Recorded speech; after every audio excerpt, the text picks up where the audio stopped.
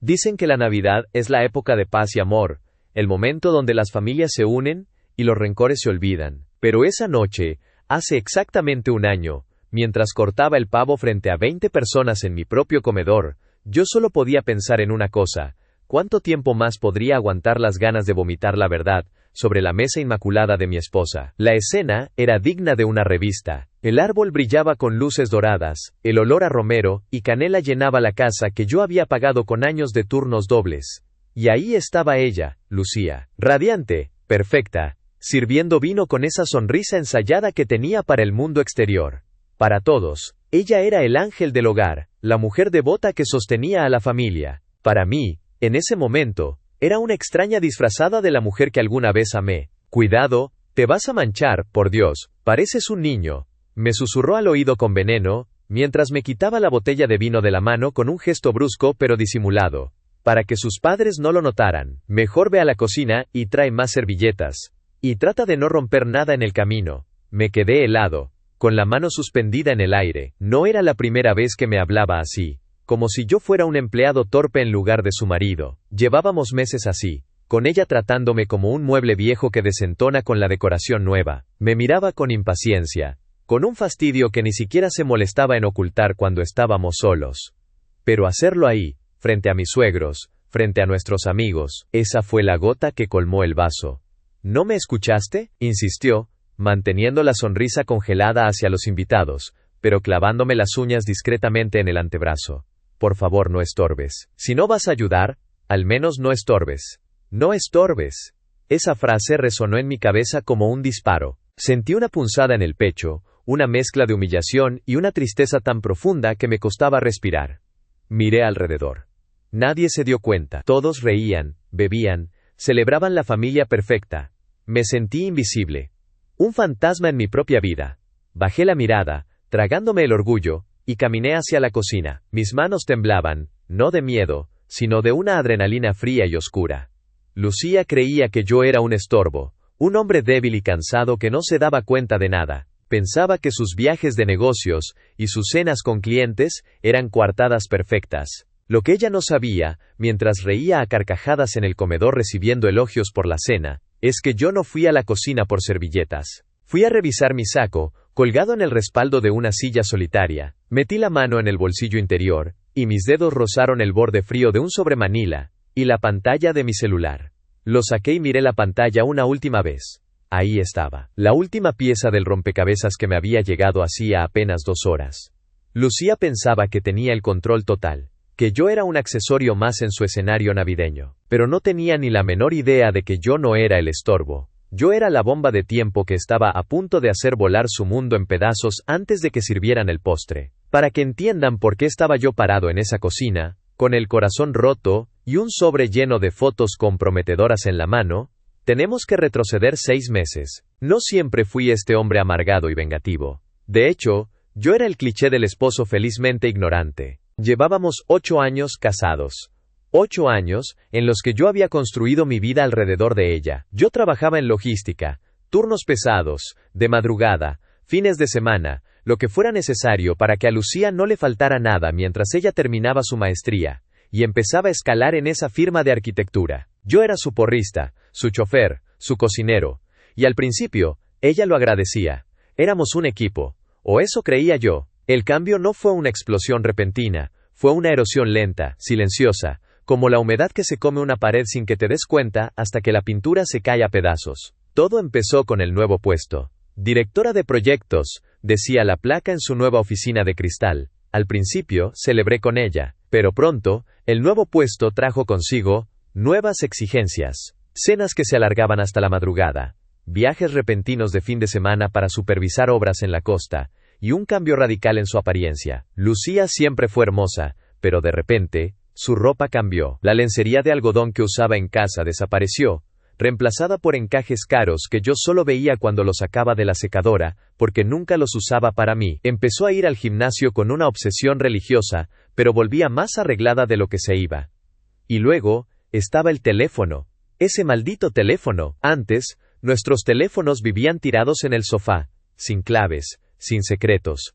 De repente, su celular se convirtió en una extensión de su mano. Si iba al baño, el teléfono iba con ella. Si cocinaba, el teléfono estaba boca abajo sobre la encimera. Si le llegaba un mensaje, sus ojos brillaban con una chispa que hacía años no veía cuando me miraba a mí. La primera vez que sentí el frío en el estómago fue un martes. Un martes cualquiera de octubre. Yo estaba doblando ropa, una de mis tareas habituales ya que ella estaba demasiado agotada mentalmente para lidiar con la casa. Tomé uno de sus sacos, un blazer elegante que había usado el viernes anterior para una supuesta cena de integración con los nuevos socios. Metí la mano en el bolsillo para revisar que no hubiera pañuelos antes de mandarlo a la tintorería, y mis dedos encontraron un papel arrugado. Era un recibo. Lo saqué sin pensarlo mucho. Un ticket de un restaurante italiano en el centro, al otro lado de la ciudad, lejos de su oficina. La fecha, el viernes pasado. La hora, 10:30 de la noche.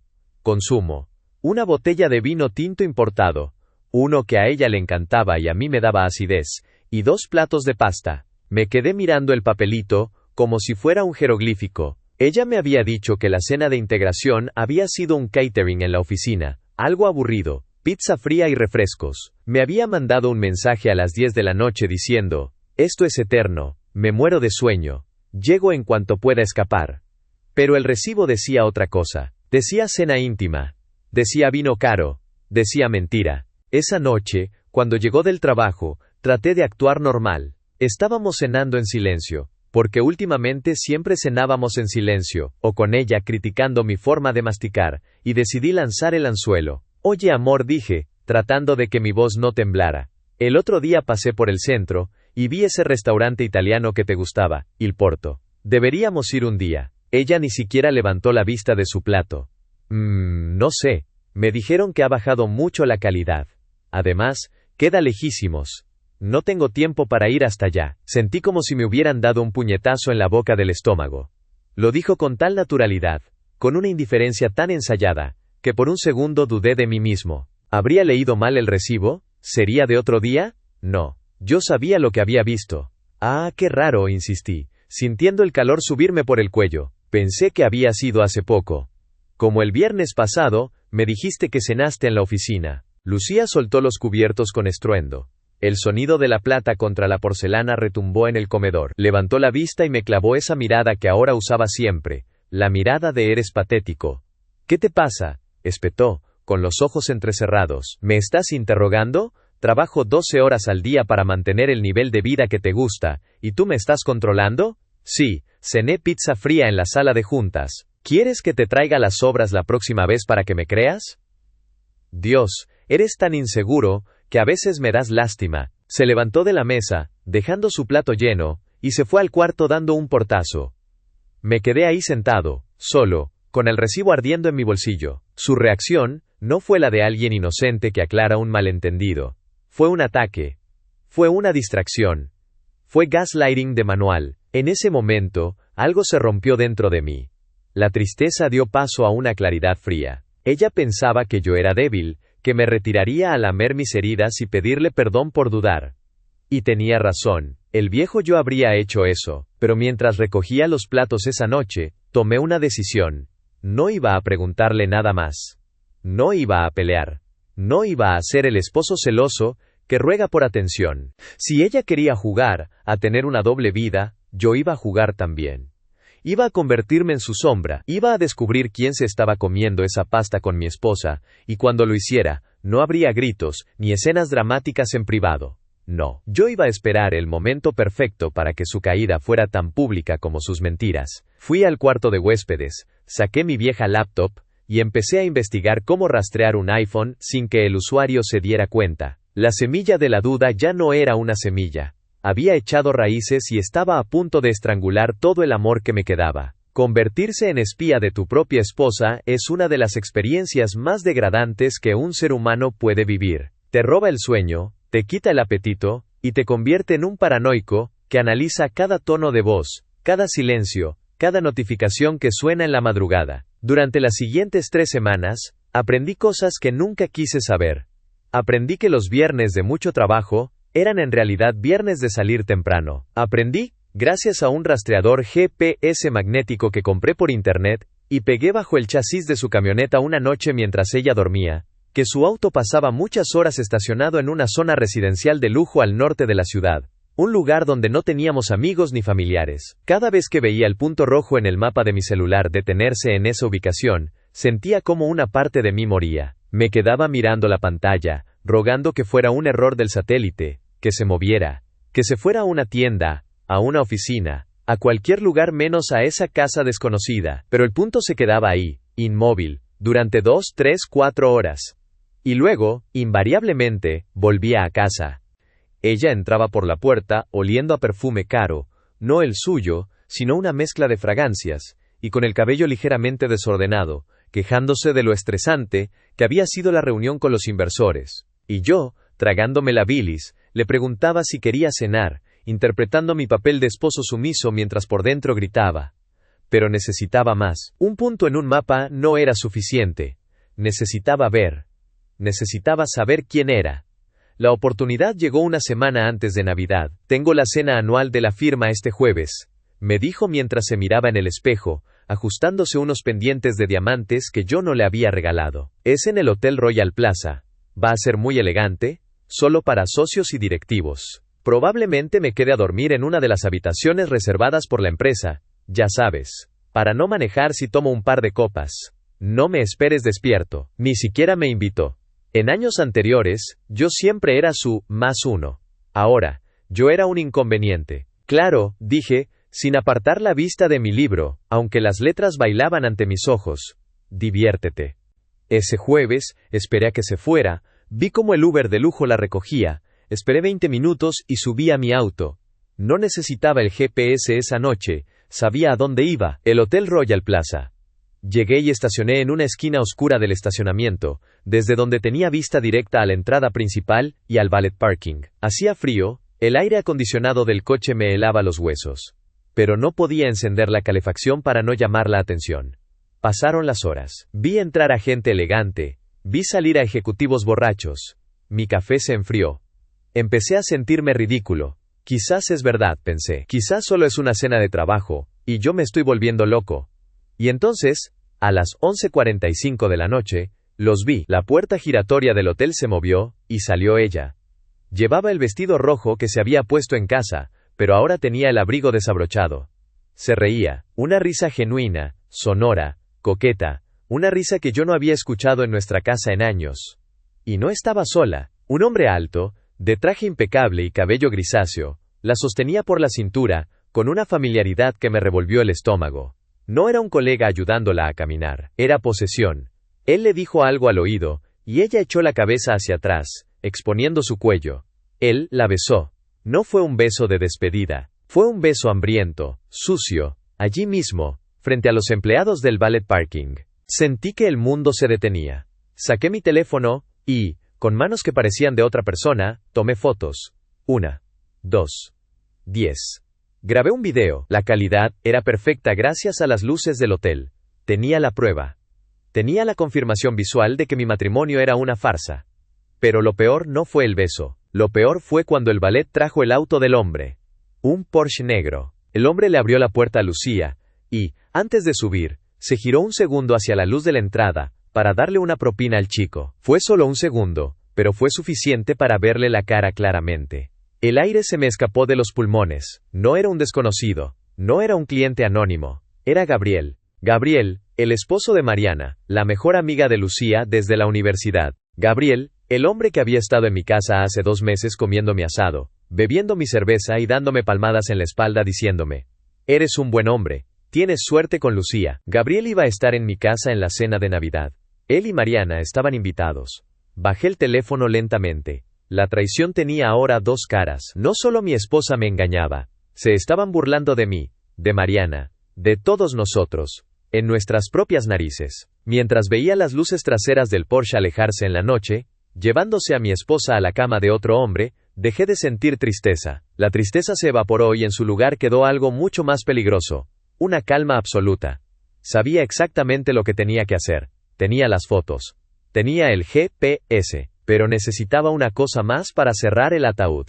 Necesitaba acceder a sus mensajes para destruir no solo su coartada, sino su reputación. Y sabía que Gabriel, siendo el arrogante que era, no sería tan cuidadoso como Lucía. Arranqué el auto. La casa había terminado. Ahora empezaba la guerra. La semana siguiente fue una actuación digna de un premio de la Academia. Lucía llegó a casa la mañana siguiente del hotel con una resaca evidente y una historia mal construida sobre lo aburridas que habían sido las conferencias y cómo el networking la había dejado agotada. Yo la recibí con café caliente y una sonrisa, escuchando sus mentiras mientras visualizaba en mi mente el beso que le había dado a Gabriel en el estacionamiento. Cada vez que me miraba, yo me preguntaba si podía ver el odio detrás de mis ojos. Pero no. El narcisismo es un velo espeso. Ella solo veía lo que quería ver. Un esposo dócil, un problema resuelto. El verdadero desafío llegó 2 días antes de Navidad. Gabriel y Mariana vinieron a casa para traer los regalos de los niños y ultimar los detalles de la cena de Nochebuena. Cuando el timbre sonó, sentí una descarga eléctrica en la columna. Abrí la puerta y ahí estaba él, Gabriel, con su sonrisa de dientes perfectos, su loción cara y esa arrogancia natural de quien cree que el mundo le pertenece. ¡Compadre!, gritó, dándome un abrazo fuerte de esos con palmadas en la espalda que pretenden demostrar hombría y amistad. El contacto de su piel me dio náuseas. Olía igual que el abrigo de mi esposa. Mariana entró detrás, dulce y ajena a todo, cargando bolsas de regalos. Mariana, que consideraba a Lucía su hermana. Mariana, a la que estaban destruyendo sin piedad. Verla sonreír a mi esposa me rompió el corazón casi tanto como mi propia traición. Los invité a pasar y serví tragos. Whisky para Gabriel, vino para las damas. Me senté frente a ellos en la sala, sosteniendo mi vaso con tanta fuerza que temí que el cristal estallara en mi mano. Lucía me cuenta que te va muy bien en el trabajo, Gabriel, dije, manteniendo la voz nivelada, jugando al anfitrión perfecto. Él se recostó en mi sofá, estirando los brazos como si fuera el dueño del lugar. Cruzó una mirada rápida, casi imperceptible, con Lucía. No me puedo quejar, respondió con suficiencia. Acabamos de cerrar un trato enorme.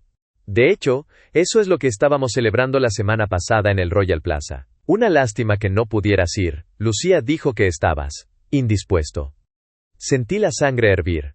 No solo me engañaban, sino que se burlaban de mí en mi propia cara. Usaban sus mentiras como chistes privados. Sí, una lástima, respondí, mirándolo fijamente a los ojos. Me hubiera encantado ver la celebración. Dicen que el ambiente en el estacionamiento se pone intenso a medianoche. La sonrisa de Gabriel vaciló por una fracción de segundo. Lucía se tensó, dejando su copa sobre la mesa un poco más fuerte de lo normal. Hubo un silencio de 2 segundos que pareció eterno, pero Gabriel, arrogante hasta la médula, lo descartó. Se rió. Siempre con tus bromas raras. Oye, ¿me prestas tu baño? Ese whisky pega fuerte. Se levantó, y aquí fue donde su arrogancia jugó a mi favor. Dejó su celular sobre la mesa de centro. Boca arriba. Desbloqueado, porque estaba reproduciendo una lista de música en el altavoz Bluetooth de la sala. Mi corazón empezó a latir a 1000 por hora. Lucía se levantó también. Voy a ayudar a Mariana en la cocina con los postres, dijo, huyendo de la tensión que ella sí había notado. Me quedé solo en la sala. Con el teléfono de Gabriel. Tenía 30 segundos. Quizás menos. Me incliné sobre la mesa, con el pulso temblándome en las sienes pero las manos firmes. Toqué la pantalla. No tenía código porque la música estaba activa, pero salí de la aplicación. Fui directo a WhatsApp. Ahí estaba. El chat fijado arriba. No decía Lucía, decía arquitecta. ¡Qué original! Abrí la conversación y lo que vi fue peor de lo que imaginaba. No eran solo «pot extraño» o «nos vemos pronto». Eran burlas, críticas crueles hacia mí, hacia Mariana. ¿Ya se durmió el inútil de tu marido?, había escrito Gabriel hacía 3 noches. Sí, roncando como siempre. No aguanto más estar en esta cama con él. Necesito tu olor, respondió ella. Había fotos de ellos en mi cama. En mi cama. Mientras yo estaba trabajando turno doble, sentí una bilis ácida subirme por la garganta, pero no tenía tiempo para el dolor. Saqué mi propio teléfono del bolsillo y empecé a tomar fotos de la pantalla de Gabriel. Scroll, foto. Scroll, foto. Scroll, foto. Capturé todo. Las fechas, los insultos, las fotos explícitas, la planificación de sus encuentros. Escuché la cadena del baño. Rápidamente, cerré la aplicación, Volví a poner Spotify, y dejé el teléfono exactamente en el mismo ángulo en que lo había dejado él. Me recosté en el sofá, y tomé un sorbo largo de mi bebida justo cuando Gabriel salía del pasillo, abrochándose el saco. «Listo, hombre nuevo», dijo, sentándose y tomando su teléfono sin sospechar nada. «Bueno, ya nos vamos. Mariana quiere pasar a ver a su madre antes de la cena». Me puse de pie para despedirlos. Al estrechar la mano de Gabriel en la puerta, sentí una calma gélida, diferente a todo lo que había sentido antes. Ya no era una víctima, ya no era el esposo engañado que sospechaba. Ahora yo era el juez, el jurado y el verdugo. «Nos vemos en la cena de Navidad», le dije con una sonrisa que no llegó a mis ojos. «Va a ser una noche inolvidable, te lo prometo». «Seguro que sí», respondió él, guiñándole un ojo a Lucía. Cerré la puerta y me apoyé contra ella, respirando agitadamente. Tenía las fotos del hotel, tenía el registro del GPS, y ahora, tenía sus propias palabras, su veneno digitalizado en mi galería. Esa noche, mientras Lucía dormía a mi lado, bajé a mi estudio, imprimí todo, organicé las fotos cronológicamente, quemé los videos en una memoria USB, y preparé el sobre Manila, el sobre que ahora, 48 horas después, estaba acariciando dentro de mi saco en plena cena navideña. El juego había terminado. Solo faltaba servir el plato principal. La cena transcurría con una normalidad que me resultaba obscena. El tintineo de los cubiertos, las risas de mis suegros, las anécdotas exageradas de Gabriel sobre sus negocios, todo parecía una película mal doblada. Yo estaba sentado en la cabecera, mi lugar legítimo, observando cómo Lucía le servía más vino a Gabriel con una familiaridad que, ahora que sabía la verdad, me parecía tan evidente que me dolía que nadie más la notara. Mariana estaba a mi lado, alabando el relleno del pavo. «Te quedó increíble, compadre», me dijo con esa sinceridad dulce que la caracterizaba. «Tienes unas manos mágicas para la cocina. Lucía tiene mucha suerte». «Sí», respondí en voz alta, asegurándome de que todos me escucharan. «Lucía tiene mucha suerte. A veces creo que abusa de ella». El comedor se quedó en un silencio breve, incómodo. Lucía me lanzó una mirada de advertencia, de esas que decían, «cállate o lo pagarás después», pero yo ya no tenía deudas con ella. Le sostuve la mirada y sonreí. No mi sonrisa de esposo sumiso, sino una mueca fría. «Bueno, familia», dije, poniéndome de pie y golpeando suavemente mi copa con el cuchillo. El sonido cristalino cortó el aire. «Antes de pasar al postre, me gustaría hacer un brindis. Y también tengo una pequeña sorpresa». «Ay no, ¿qué hiciste?», preguntó Lucía con una risa nerviosa, intentando aligerar el ambiente. «Seguro compró algún gadget de cocina innecesario». «Algo así», dije, caminando hacia el mueble de la televisión, que presidía el salón, y era visible desde la mesa. Este año ha sido revelador. Y como todos saben, he estado trabajando mucho, a veces demasiado. Sentí que me perdí muchas cosas. Así que, quise preparar un pequeño video, un resumen de nuestros mejores momentos del año. Encendí la pantalla gigante de 65 pulgadas. Conecté mi laptop. Gabriel se recostó en su silla, relajado, con una mano sobre el respaldo de la silla de mi esposa. «Qué detallista, compadre. A ver con qué nos sales». «Espero que les guste», dije, y presioné con acento agudo play. El video comenzó con inocencia, fotos de cumpleaños, un viaje a la playa de hacía 2 años, la graduación de mi sobrina. La música de fondo era un villancico instrumental suave. Todos sonreían. «A www, mira qué jóvenes nos veíamos ahí», comentó mi suegra. Pero entonces, la música se detuvo de golpe. La pantalla se fue a negro por 2 segundos eternos. Cuando la imagen volvió, ya no había música. Y no eran fotos familiares. La primera imagen fue clara, en alta definición. El Porsche negro de Gabriel, entrando al valet parking del Hotel Royal Plaza. La fecha y la hora estaban estampadas en la esquina inferior derecha en letras rojas brillantes. Jueves, 18 de diciembre, 11:30 de la noche, HRs. El silencio en la sala cambió. Dejó de ser atento y se volvió confuso. «¿Eso es?», empezó a decir alguien. La siguiente diapositiva. Lucía saliendo del hotel. El vestido rojo.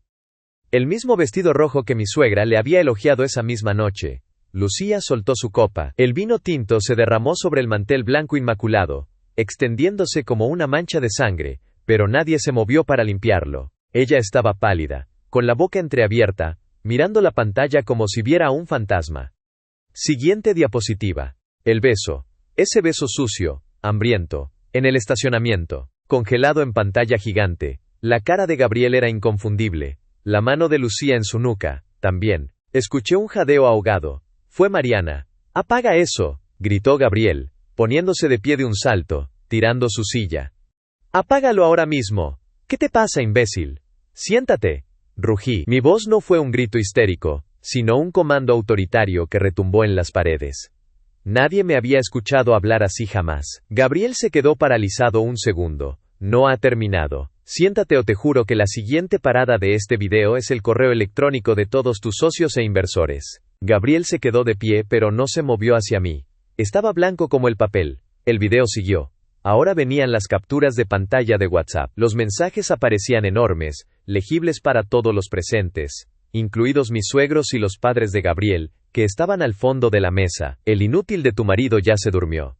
No soporto que me toque, solo pienso en ti. Dile a Mariana que tienes junta, nos vemos en el motel de la salida norte». Y luego, las fotos de ellos en mi cama. En nuestra cama. El sonido que salió de la garganta de Mariana fue desgarrador. No fue un llanto, fue un aullido. Se llevó las manos a la cara, como si quisiera arrancarse los ojos para no ver más. «¡Basta! ¡Por favor, basta!», suplicó Lucía, llorando, intentando tapar la vista de sus padres con las manos, pero era inútil. «Papá, no veas, es un montaje, está loco». Terminé la presentación, la pantalla quedó en negro de nuevo. La habitación era un caos de sollozos y miradas de horror. Mi suegro se había levantado, y miraba a su hija con una mezcla de asco y decepción, que yo sabía que la perseguiría por el resto de su vida. La madre de Gabriel estaba hiperventilando. Yo estaba de pie junto a la televisión, sintiendo una calma extraña. No había satisfacción, no había alegría, solo un vacío enorme donde antes había amor. Me acerqué a la mesa, donde el silencio había vuelto pesado y asfixiante tras los gritos iniciales. Tomé el sobre Manila que tenía en mi saco, y lo lancé sobre el plato lleno de pavo de Lucía. «Ahí están los papeles del divorcio», dije, mi voz sonando terriblemente tranquila en medio de la tormenta. «Y una copia de todas las pruebas. Me voy de la casa. Es tuya, o bueno, del banco, porque dejé de pagar la hipoteca hace 3 meses, cuando descubrí el primer mensaje. Arréglatelas tú». Miré a Gabriel, que intentaba acercarse a Mariana, quien lo empujaba con asco, gritándole que no la tocara. «Y tú, compadre», le dije. «Suerte con el gran trato que cerraste. Espero que valiera la pena, porque Mariana tiene copias de todo también». Tomé mi abrigo, que había dejado preparado en la entrada, y caminé hacia la puerta. Nadie intentó detenerme. Nadie dijo mi nombre. Solo escuchaba el llanto de Lucía llamando a su mamá, y los gritos de Mariana insultando a Gabriel. Abrí la puerta, y el aire frío de la noche me golpeó la cara. Nunca el aire había sentido tan limpio. Detrás de mí, dejaba una vida entera ardiendo en llamas. Pero por primera vez en meses, al cerrar la puerta a mis espaldas, sentí que podía respirar. Han pasado 8 meses desde esa cena. Dicen que el tiempo lo cura todo, pero yo creo que el tiempo simplemente pone a cada quien en su lugar. El divorcio fue rápido. Lucía, acorralada por las pruebas y el miedo a que las fotos de WhatsApp se filtraran en su círculo profesional, firmó todo lo que le puse enfrente. No hubo peleas por bienes mancomunados, porque, tal como le dije esa noche, no quedaba nada. El banco ejecutó el embargo de la casa en febrero. Me contaron que tuvo que sacar sus muebles de diseñador en un camión de mudanza barato, mientras los vecinos, esos a los que tanto quería impresionar, miraban desde sus ventanas. Gabriel no tuvo tanta suerte. Mariana no solo lo dejó, sino que se encargó de que su reputación en la ciudad quedara hecha trizas. Perdió su gran trato, perdió a su esposa, y, irónicamente, Lucía tampoco se quedó con él. Al parecer, su romance no sobrevivió a la realidad de no tener dinero, ni lugares prohibidos donde esconderse. ¿Y yo? Yo vivo en un apartamento pequeño, tranquilo, sin lujos, pero mío. Nadie me dice que estorbo.